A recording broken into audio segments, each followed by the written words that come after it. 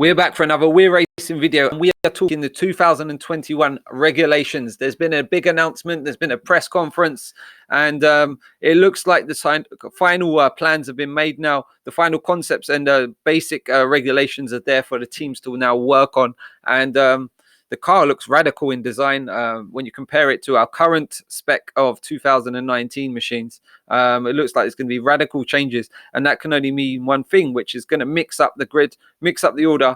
It doesn't mean we're going to see Williams at the front of the grid, of course, because it's all about the team themselves, but with a budget cap, which is the other big news.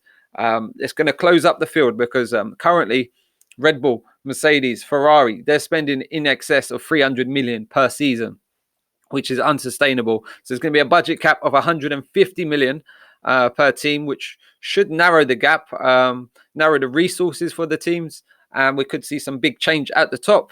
I still expect to see the big boys at the front because they're going to have the best equipment, the best people, and there's going to be a lot of investment between now and 2021 to lay down the foundations of a solid factory, a good team of people. So expect to see a lot of movers and shakers between now and 2021. Would be my key thing to say.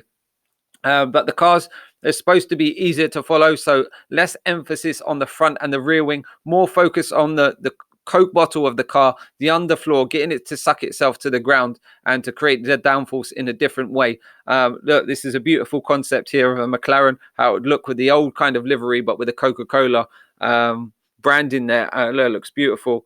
Quite aggressive in style, very futuristic.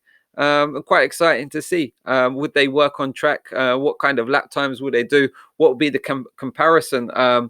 They've got to be slower, in my opinion, because it's going to take time for these engineers to claw back that downforce and that overall grip. But it's going to be more focused on mechanical with these 18-inch rims as well, which we've forgotten about the low-profile tires.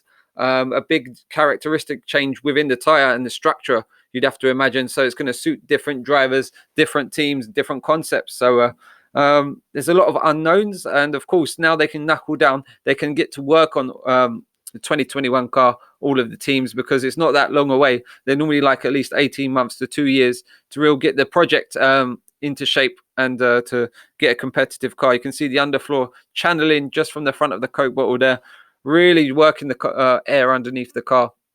You can see a Red Bull concept here. I don't think it suits it with the white too much, but yeah, not bad. Yeah, radical change, especially around the rear of the car there. The rear wing looks a completely different structure to what we've currently got. It looks very fragile as well. Could we see the end of DRS? There's been no announcement about DRS. I think that's going to remain in play for the early stages of 2021 until they know what it's going to look like. Renault here, look, this is on their official page, and it looks beautiful. Their concept of the 2021 car. We saw the press conference as well with all the big dogs from the F1 strategy group, Formula One themselves, and you have real exciting times on the horizon.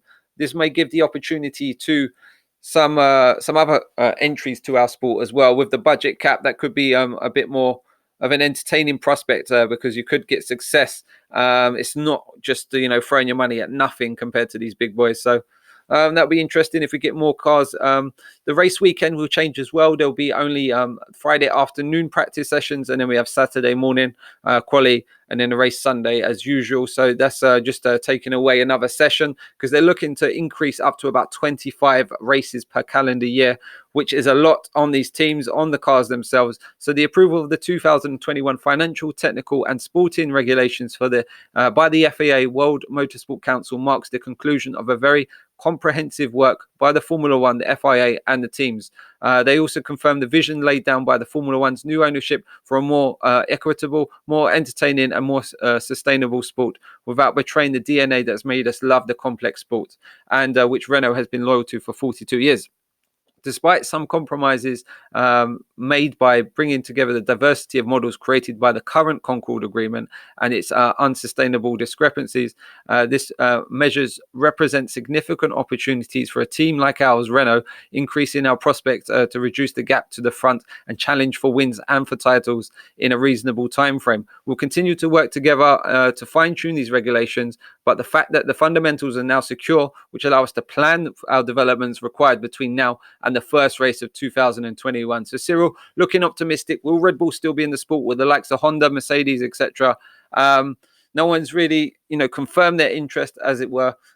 Will Honda still be there? Expect to see them because the engines look like the current hybrid spec engines. There was talks of a standardized gearbox that's been thrown out as well. So the teams will run their own power units and gearboxes.